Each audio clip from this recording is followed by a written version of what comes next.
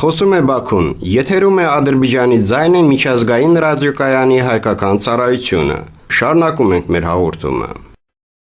30-ամյա օկուպացիայի տարիներին ավերված եւ քայքայված Ղարաբաղը վերածվում է աշխարհի ամենանորարար մարզերից մեկի։ Վերականգնման եւ վերակառուցման աշխատանքներն այստեղ ընթանում են բարձր տեմպերով եւ բոլոր մակարդակներում ներդրվում են ժամանակակից տեխնոլոգիական լուծումներ, սկսած ջրի սպառումը կարգավորելուց մինչեւ ամբողջ քաղաքների գործունեությունը։ Անհրաժեշտ ենթակառուցվածքների ստեղծման գործում ներգրաված են ճապոնական, բրիտանական, իսրայելական եւ իտալական ընկերություններ։ Հիմնական նախագծերը, որոնց վրա մասնագետներն արդեն աշխատում են, խելացի քաղաքներն ու գյուղերն են, կանաչ էներգիան եւ թվային համակարգը, կառավարման միասնական կենտրոնով։